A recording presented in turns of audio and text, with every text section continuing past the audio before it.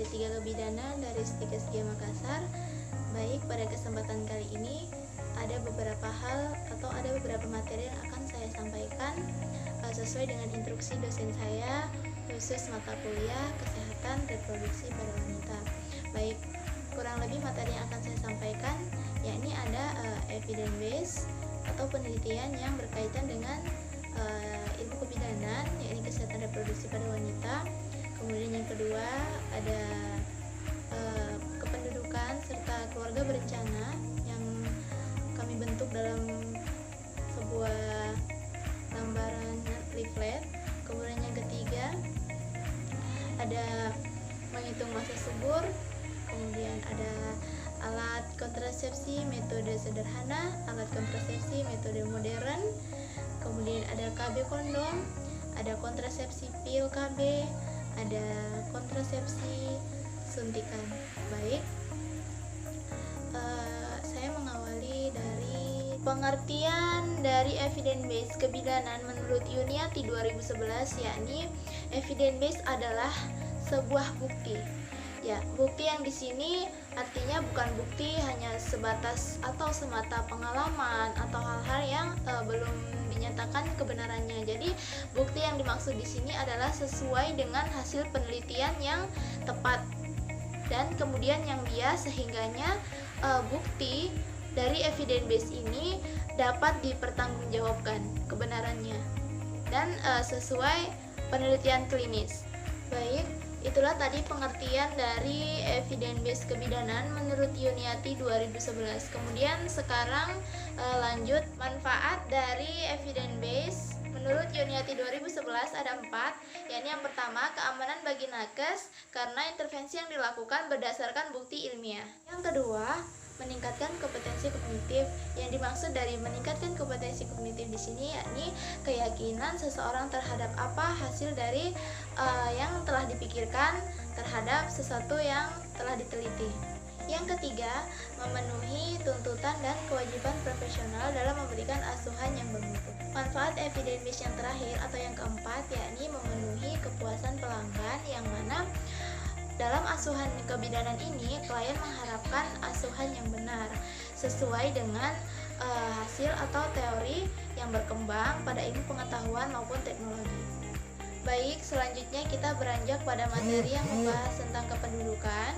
Kita awali dengan definisi penduduk. Menurut Nur Hayati 2012, penduduk adalah suatu warga negara yang bertempat tinggal di suatu daerah dalam kurun waktu 6 bulan ataupun lebih, kemudian memiliki keinginan untuk menetap di tempat tersebut. Mengelompokkan penduduk berdasarkan ciri-ciri tertentu dapat diklasifikasikan sebagai berikut. Yang pertama, berdasarkan biologis, yakni meliputi umur dan jenis kelamin. Yang kedua, yakni berdasarkan sosial, meliputi pendidikan dan status. Yang ketiga, berdasarkan ekonomi, meliputi jenis pekerjaan, lapangan pekerjaan, dan tingkat pendapatan. Yang terakhir, berdasarkan geografi yang meliputi tempat tinggal, serta budaya, agama, dan adat istiadat. Materi tentang konsep keluarga berencana, kita awali dari definisi keluarga. Keluarga adalah suatu unit terkecil dari masyarakat yang di dalamnya terdiri atas kepala keluarga yakni ayah, kemudian ibu, serta anak. Selanjutnya yakni pengertian dari keluarga berencana. Yakni keluarga berencana adalah suatu tindakan atau program yang dimana dapat membantu khususnya seseorang atau pasangan suami istri untuk menghindari yang namanya kelahiran yang tidak diinginkan, kemudian untuk mengatur jarak atau interval kelahiran. Tujuan keluarga berencana menurut Undang-Undang Republik Indonesia Nomor 52 Tahun 2009 yakni mengatur kehamilan sesuai dengan keinginan. Lagi yakni menjaga kesehatan dan mengurangi angka kematian antara ibu dan anak.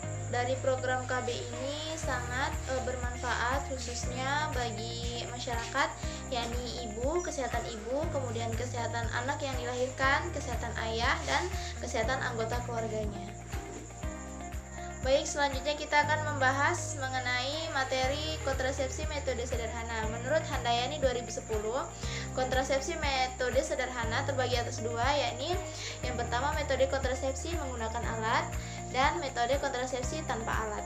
Saya akan menyebutkan metode kontrasepsi tanpa alat, yakni seperti metode kalender, kemudian lendir serviks, dan metode suhu basal. Baik, kemudian metode kontrasepsi menggunakan alat, yakni salah satunya ada seperti kondom, diafragma, dan cup serviks. Baik, selanjutnya kita masuk pada materi metode kontrasepsi modern. Ya, menurut BKKBN atau Badan Kependudukan dan Keluarga Berencana Nasional menjelaskan bahwasanya metode kontrasepsi modern ini terbagi atas 8. Yakni yang pertama ada vasektomi. Mohon maaf, vasektomi. Yang dimaksudkan vasektomi di sini adalah biasanya seperti yang kita ketahui itu adalah metode operasi oleh pria. Kemudian ada tubektomi atau mold, implan, kemudian juga ada alat kontrasepsi dalam rahim atau AKDR, suntikan, pil, dan kondom. Baik, tadi kita sudah membahas mengenai definisi konseling secara umum. Kemudian sekarang kita membahas tentang definisi konseling KB menurut Rahmawardah 2017. Konseling KB menurut Rahmawardah 2017 yakni suatu proses atau interaksi secara tatap muka atau wawancara antara klien dan konselor. Nah, ini bertujuan untuk konselor memberikan pilihan atau membantu klien untuk memilih sesuatu yang mungkin ingin dipecahkan dari hal yang dia inginkan. Manfaat dari konseling KB itu sendiri yakni bagaimana konselor membantu atau memastikan klien mantap dalam pemilihan kontrasepsi yang dia inginkan. Baik, selanjutnya kita beranjak pada jenis-jenis konseling KB. Jenis-jenis konseling KB menurut Rahmawardah 2017 itu ada 3, yakni yang pertama konseling KB umum, kemudian yang kedua konseling KB spesifik, dan yang ketiga adalah konseling KB pra atau pasca tindakan.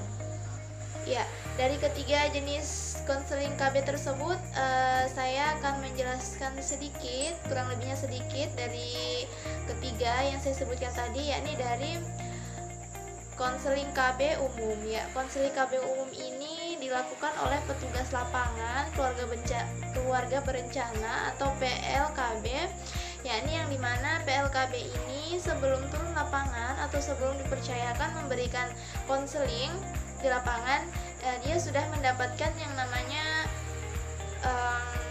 pengetahuan atau pelatihan yang standar. Selanjutnya ada konseling KB spesifik, yakni dimana konseling KB spesifik ini dilakukan oleh tenaga kesehatan, contohnya seperti dokter atau bidan.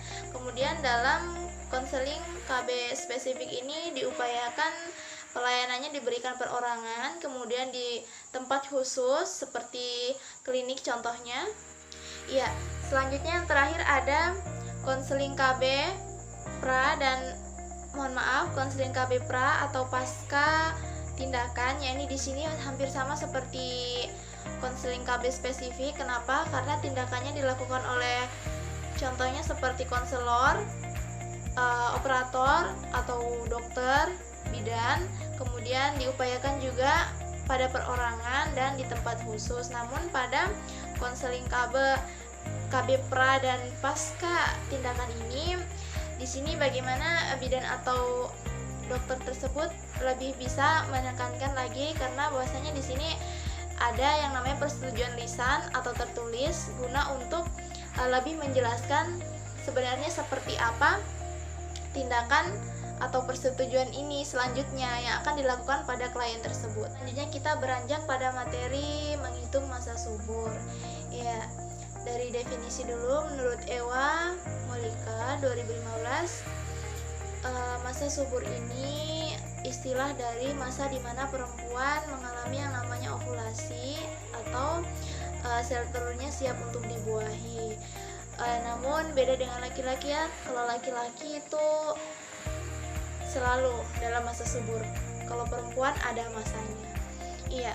Kemudian selanjutnya membahas tentang tujuan dari mengetahui masa subur ini. Iya, tujuan dari untuk mengapa penting diketahui masa subur ini agar membantu suami ataupun istri untuk bagaimana mengambil suatu keputusan ya, apakah sudah mungkin mau hamil atau mungkin belum hamil. Nah, jadi di sini seperti ada persiapan atau diketahui kapan bisa mengambil keputusan untuk hamil ataupun belum hamil. Baik, selanjutnya tanda-tanda masa subur. Menurut Ade Aprilia 2014, tanda-tanda masa subur terbagi atas 4. Yang pertama yakni menghitung suhu basal. Nah, menghitung suhu basal ini dilakukan sepanjang siklus, mungkin pada sepanjang siklus menstruasi, yakni pada saat bangun tidur diukur suhunya, maksudnya pada saat bangun tidur itu sebelum turun dari tempat tidur ya. Kemudian yang kedua ada pengecekan lendir mulut rahim. Kenapa? Ya, pada masa subur lendir pada mulut rahim ini cenderung lebih encer. Kemudian mengecek lendir mulut rahim ini dapat dilakukan dengan alat sederhana seperti Fertility test. Ya, kenapa? Pada Fertility test ini dapat dilihat apakah lendirnya cenderung encer seperti yang telah ditentukan pada masa subur. Kemudian kenapa di sini kita melihat adanya hormon LH ya. Hormon LH atau luteinizing hormone ya, ini adalah hormon yang akan melonjak pada saat pertengahan siklus menstruasi, atau dia menunjukkan bahwasanya sudah tepat pada masa subur atau masa ovulasi. Ada pemeriksaan ultrasonografi atau USG, dan yang terakhir adalah pemeriksaan LH ya, luteinizing hormone seperti yang saya sebutkan tadi. Ya, ini hormon yang akan melonjak pada saat siklus menstruasi dan untuk menentukan apakah itu sudah masa subur atau masa ovulasi. Selanjutnya adapun asupan-asupan yang diperlukan atau yang dibutuhkan pada saat masa subur, ya ini ada seperti kalsium, kemudian asam folat dan zat besi. Selanjutnya kita masuk pada materi KB kondom, yakni menurut Syafuddin 2006, kondom merupakan sebuah selubung atau sarung karet yang dapat terbuat dari beberapa bahan, diantaranya lateks, kemudian karet atau bahan plastik dari hewani.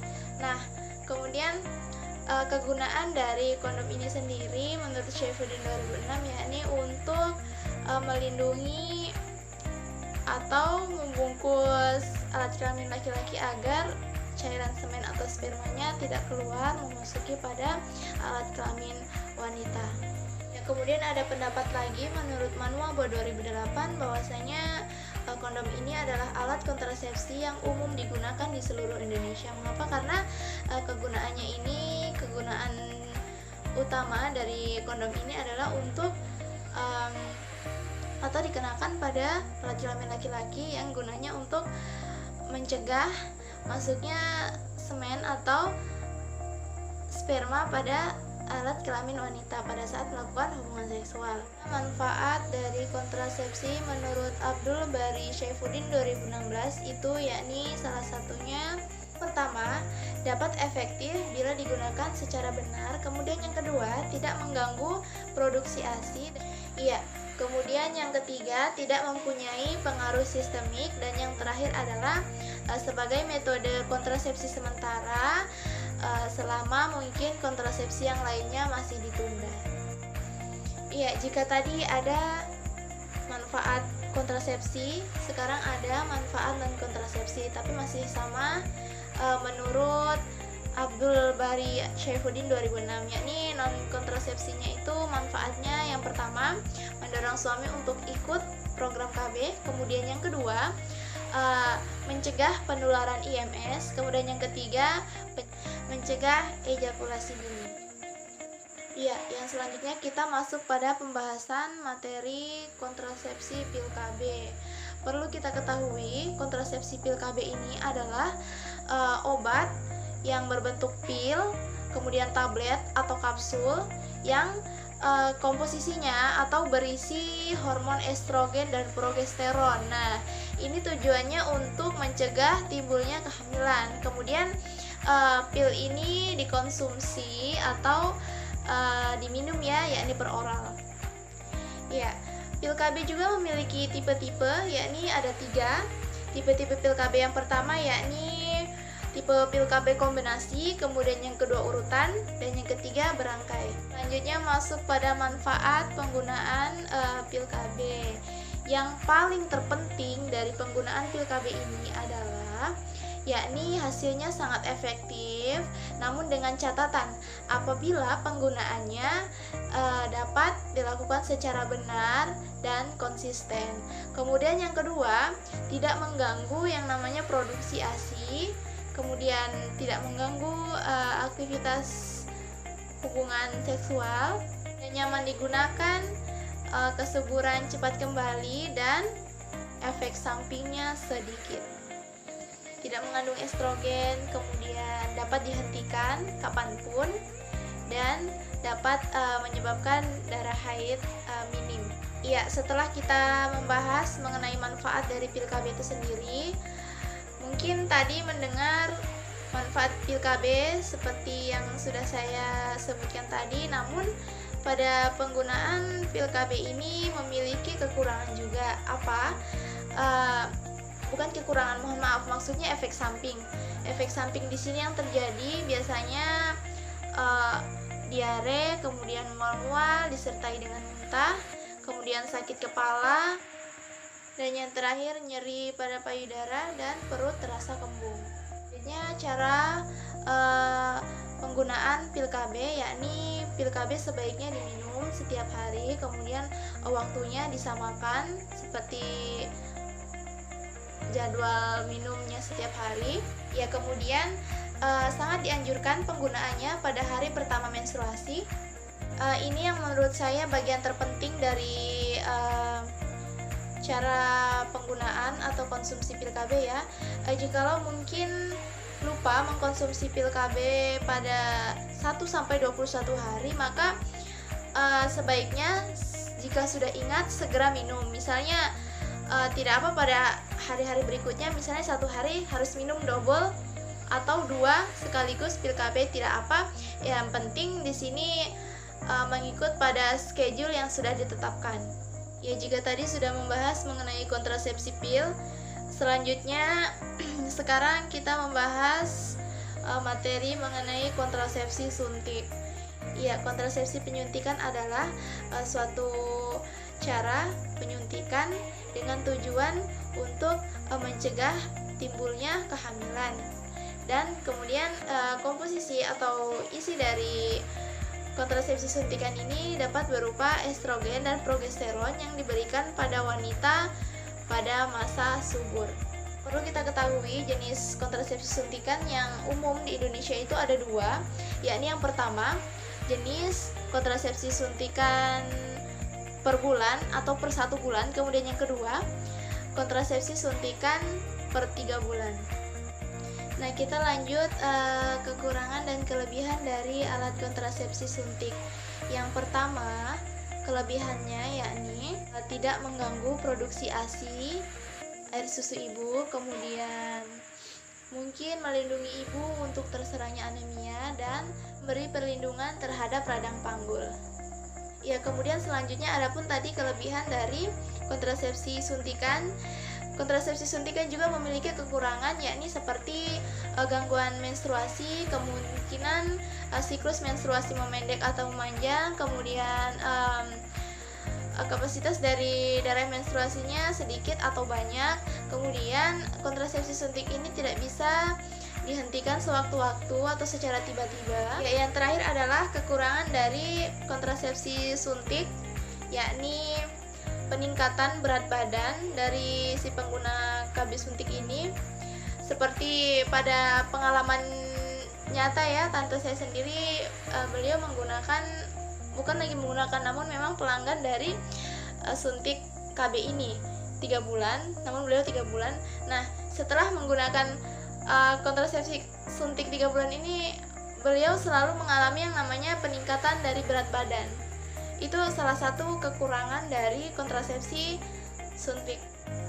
Baik, sekian itulah tadi penjelasan beberapa materi dari saya sesuai yang telah diinstruksikan oleh dosen saya. Kurang dan lebihnya saya ucapkan mohon maaf dan terima kasih. Wabillahi taufiq wal hidayah. Wassalamualaikum warahmatullahi wabarakatuh.